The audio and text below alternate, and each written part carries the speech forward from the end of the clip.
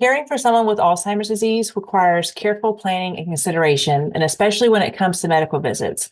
But even if you're helping an aging parent with medical visits, that can be challenging because you have so many different health record portals and not all the systems talk to each other, and the providers definitely aren't talking to one another.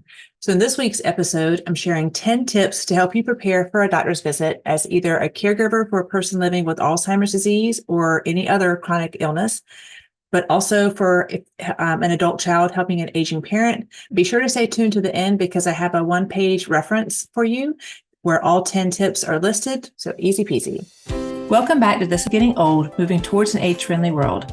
I'm Dr. Melissa Batchelor, and I am a nurse practitioner, and I wear a lot of different hats in my work, including hosting this weekly podcast to bring you news and information on aging, caring for someone living with Alzheimer's disease, and a wide range of topics that I hope will help move us towards becoming an age-friendly world. Because when things are age-friendly, they're friendly for everyone.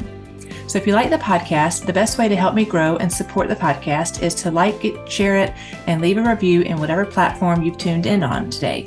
Because no matter how old you are today, we are all aging, and these issues are going to become increasingly important.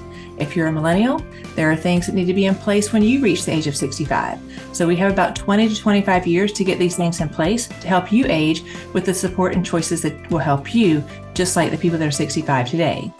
Your likes, shares, and reviews help get the information out to help more people dealing with these issues. But right now, let's get going on this week's episode.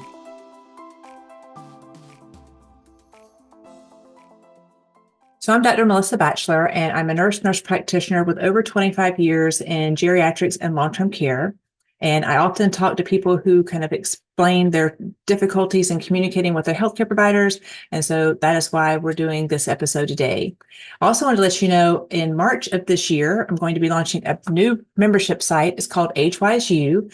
I'm very excited about it because it's going to be more of a curated experience. So I'm taking all 165 of these podcast episodes and organizing them by topic so that you can find everything I've done on financial caregiving, or everything I've done on repetitive behaviors, or everything I have about dementia, but divided between early, middle, and late stage. So in order for you to get the latest news and information about that and some other products and services I'm developing, please just go to my website, melissabphd.com.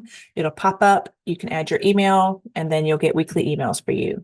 Also, I've got two different ways that you can connect with me now. First is for you to join as a YouTube member. The membership fee is only $5. It supports the podcast. And as a member of this community, you're going to get early access to my new weekly video podcast and prioritize replies on any of your comments. So I've included a link to join in the description below. And I'd also like to invite you to join my new community on Facebook. And it's called This is Getting Old, Moving Towards an Age-Friendly World. And that's another way that I can connect with you a little bit more easily than just one-sided. We can actually have a two-way conversation. So now, without further ado, let's dive into this week's episode where we're talking about 10 tips for preparing for medical visits. So number one, you want to create a medical information folder or binder, or basically a personal health record. And I know for myself, I just moved from Northern Virginia back home to North Carolina, and trying to get all of my medical records, I was like, you know what, I really probably should just print these things out and keep them in a binder. But if you are an adult child caring for an older adult, or a caregiver of someone living with a chronic illness, if you have your own folder, you can organize your medical information. You're going to want to keep a list of your current medications, medical history, any allergies, because this will allow a provider to very quickly scan through that. And we're going to talk about a little bit more about what you would want to keep in a daily journal and include a monthly summary next. But anytime you go to a healthcare provider, they're going to give you an after visit summary. It's already printed out. So just punch 3 holes in it, stick it into a notebook, and you can organize that by provider. And then even writing like an abbreviated note on the front of that, maybe in the front of your binder. I'm actually probably going to create one of these binders. So get on my email list, and when I get this done, I will let you know about it, because it will have directions that goes with it. But you want to separate each section with a tab, and then you can take this binder with you to each of your doctor's appointments. And that way, when they say, well, when was the last time you went to the emergency room? You have a tab with all the emergency visits, what happened, and that provider can just look at it. Otherwise, you have to go find that information for them. So Number 2, maintain a daily journal. It's really important to keep track daily of all the medications that you're taking and why, then to keeping up with either daily or weekly weights, depending on what your provider wants you to do. If you have congestive heart failure, you should be weighing yourself daily. If you have diabetes, you're going to be checking your blood sugars. And some of this stuff is kept electronically, like especially like blood pressure or blood sugars. But you could also just have them written down so that your provider can look at them very quickly. You would also want to keep track of how much food the person's eating, how well they're sleeping, what physical activity are they doing, how much moving around are they doing, and then a weekly log of the person's behaviors, any symptoms, and any changes in their conditions. On this daily journal page, you can also keep a list of questions you want to ask your provider. That way you can kind of go back through your notes and make a list of all of your questions and prioritize them, because if you have 10 questions, your provider is probably going to say, okay, what's your top 3? So just have them prioritized by what is most important at that visit. And then you're going to want to share the information in your daily journal, maybe write up like a monthly summary, or like if it's been 3 months since you've seen them, just write up a little summary, and it will just help keep you organized during your doctor's visit. And also very quickly in your 15 minutes with your provider, tell them what's going on. The third thing for preparing for medical visits is to schedule appointments at the best time.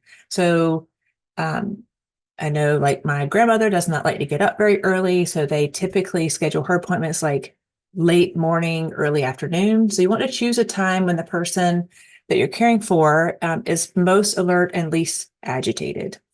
Got an early bird, that's great. Y'all could be the first ones there.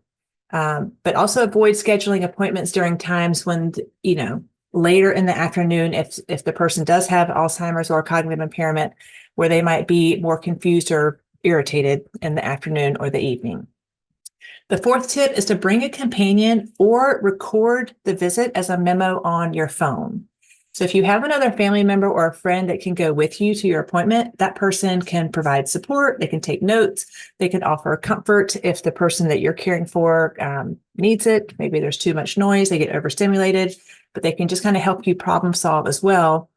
And if you can't find anybody to go with you, then sometimes it's a good idea just to record the visit so that you're sure that you remember everything that was said, and be sure that you're taking notes during that office visit.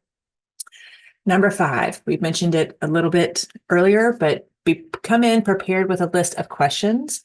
So before this appointment, you're going to write down any questions or concerns you have about the person's health. And this just helps make sure that you don't forget any important details.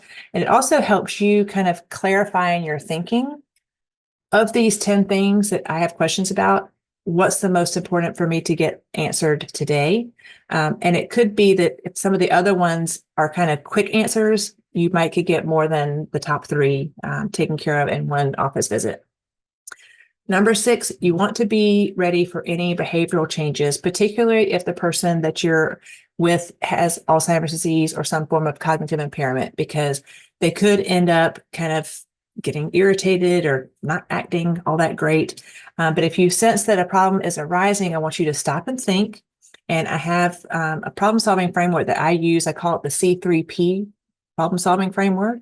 But basically, is it something wrong with that person? All P's. Person, people, place. Is there something wrong with the person? Are they hot? Are they cold? Are they tired? Are they hungry?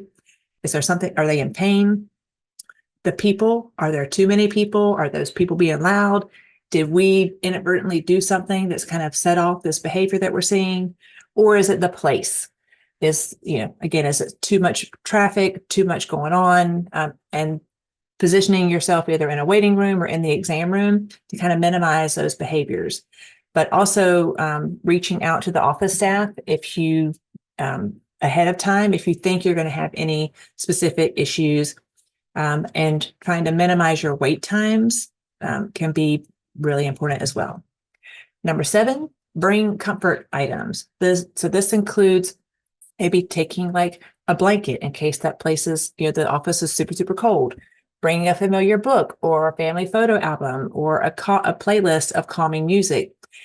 Distraction techniques. I remember, this is why I love age-friendly stuff, because I remember doing this stuff with my children. So not to make an older adult with Alzheimer's disease into a baby, But if the strategy works for someone who's younger, it might work for someone that's older. And it would be ageist of me to say that we can't do some of these things for older people. So anyways, anything that you think might help reduce some of the anxiety or create a more relaxed environment, we need to do it, right?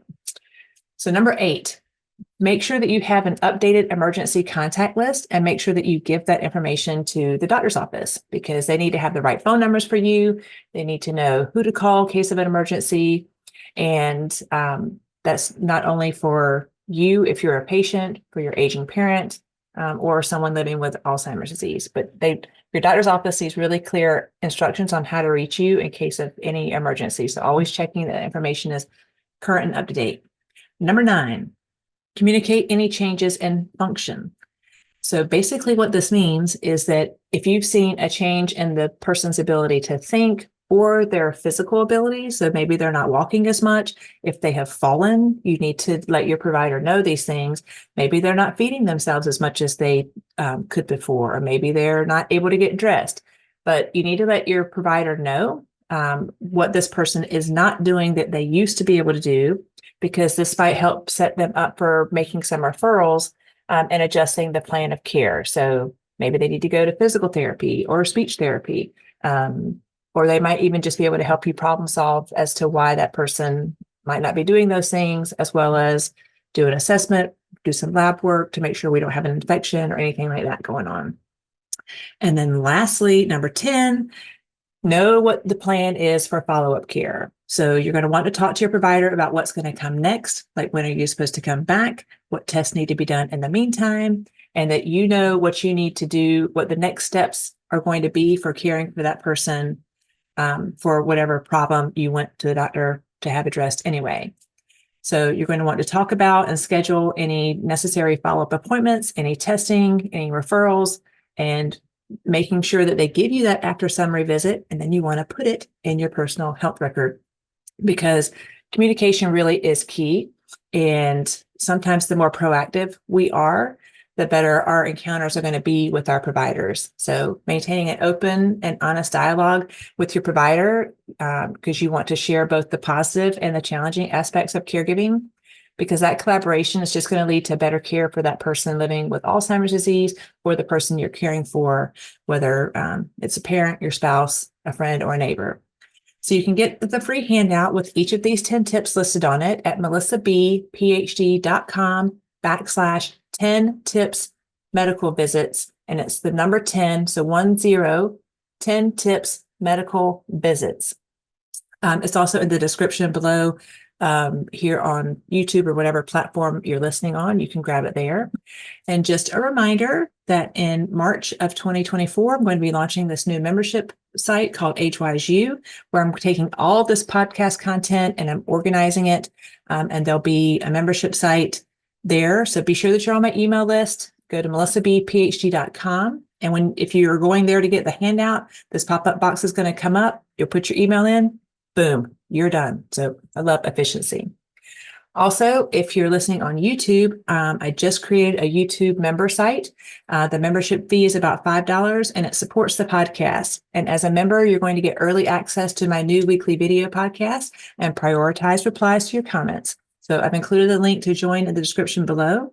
And I'd also like to invite you to join my new community on Facebook. And it's called This Is Getting Old, Moving Towards an Age-Friendly World, where I can also connect with you in a little bit more interactive way than just me showing up on YouTube and giving you information each week. So I look forward to connecting with you there, and I will see you next time, friends.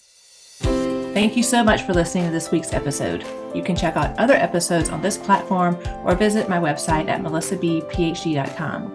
Thanks to listeners like you, in the first 18 months of This Is Getting Old, we have reached a ranking of top 10% globally, and I cannot tell you how much I appreciate your support in making that happen. I'm also really excited to let you know that you can now work with me directly, either one-on-one or you can join one of the groups that I coach. Particularly if you're an adult child dealing with an aging parent or a caregiver trying to manage the complexities of someone living with Alzheimer's disease. In the show notes, you can also find information about how to reach out and contact me directly, and I hope to work with each of you very soon as we discover and share more ways to make the world more age-friendly for everyone. My website also has information about how to contact me for speaking engagements, or if you have someone you'd like to recommend as a show guest for This Is Getting Old.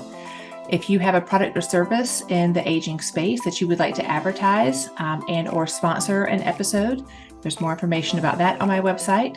And you can also find books and courses that I developed and learn more about the products and services that I recommend. So don't forget, if you like the podcast, the best way to help me grow and support it is to like it, share it, and leave a review in whatever platform that you've tuned in on today. Your likes, shares, and reviews help increase my rating and my rankings, and also help other people find the podcast. I look forward to reading your reviews and hearing from you.